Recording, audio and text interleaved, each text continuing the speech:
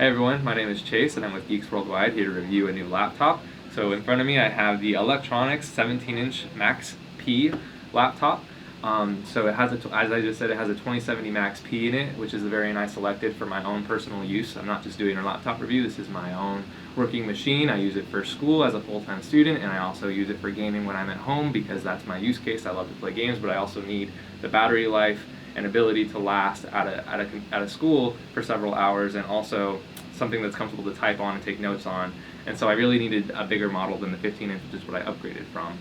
So this is the 17-inch model, and to give you a little bit more information on it, if you upgrade from the 15 to the 17-inch model of the Eluktronics Max line, you'll see that the cover is actually cleared. There's no icon on it, there's nothing. And if you get any other model of Eluktronics, they'll actually have their shield emblem on it, which I personally wasn't a fan of, which gave me more reason and incentive to upgrade to this 17-inch model, because you get this sort of matte default plain look. It doesn't really tell anyone what kind of machine you got going for you, but on inside of it you got this panel here. It's an IPS 144 Hertz panel. So if you want to game at 140 FPS or anything above 60 really, this is a great machine to go to because it does hit those benchmarks. And running the 2070 P in here, I've played Counter-Strike, I've played Skyrim, I've played more demanding games as well. Actually, I didn't mention before, but I've played Far Cry on this machine. Ultra settings, max settings. The only thing you'll notice is that the fan will actually get quite loud, but as far as performance and FPS goes, this machine will handle just about anything that exists right now, running you just about $2,000 on either Eluktronics or Amazon, and that's for the 1 terabyte version SSD with the 2070 Max P, which is a little bit better than the Max Q variant. And so I'm not getting too much into performance here, but I want to talk about just how I've enjoyed the machine and a lot of the reasons behind my buying it. And so one of the first things you'll notice is touching the machine, there is very little fingerprint leave. I did not clean this machine before presenting it to you, and as you can see, there's not a lot of wear and tear as far as leaving oil on the machine or anything like that. It's a very clean machine because of the chassis that it's made out of. And on the back here, this is something worth noting, is you'll see that a lot of the ports are actually on the back of the machine. So in case you can't see that very closely from there, on the back of the machine you actually have the power cable, you have the Ethernet port, the HDMI port, and the USB-C port. So a lot of your plugs that you're using when you're gaming or anything are going to come through the back of your machine, which helps a lot with cable management because you don't have that power cable sticking out the side.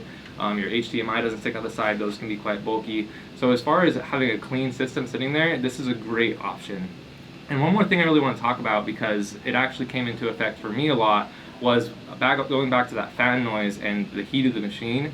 It stays relatively cool, but something I had to do while I use this machine is I actually have to keep it elevated, sort of like this angle while I'm playing, because if you can see, a lot of the fans actually come in through the bottom of the machine, and for a laptop, obviously they need to get more fans going where they can, right? But it can be a little bit problematic because if you keep your laptop flat, as you might consider you usually would, it prevents the heat from circulating through the machine, and it can get quite hot. So by keeping it elevated, you allow that heat to disperse more seamlessly, more easily, but you also do have these fans on the side. And one thing that actually caught me off guard was the mic, like where the output of the audio comes in, because if you look at this keyboard, you'll notice that even though it's a 17-inch model, it is actually quite close together, all the keys. And on the side here, with a lot of laptops, you get your speakers on the front of the machine on this laptop format, but here you don't because they fit in a number pad over here. But again, all the keys are quite close together, which makes typing a little bit of an interesting experience sometimes. But anyway, so where does the audio come from, right? I was surprised to find that it actually comes through right here. These little front little gill things on the bottom.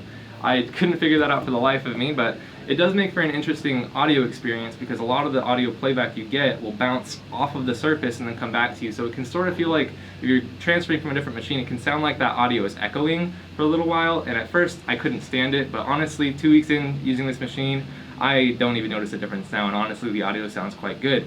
So really it's just kind of your use case and what you expect from your audio, but all in all, sound performance, it's great. The microphone works great. I've heard no complaints when I'm communicating to my friends in game. So all in all, it's a great machine. It really hits the benchmarks, and if you're interested in getting the Eluktronics any line from the Eluktronics, this Max 17 is a great value for the price, honestly. At $2,000, it outcompetes a lot of other machines at that price range as far as specs, and the fact that you can get a terabyte SSD and 32 gigabytes of RAM at that price point is pretty unbeatable. Even though 32 gigabytes is still a little bit obsolete, it makes the machine more future-proof and honestly a great purchase.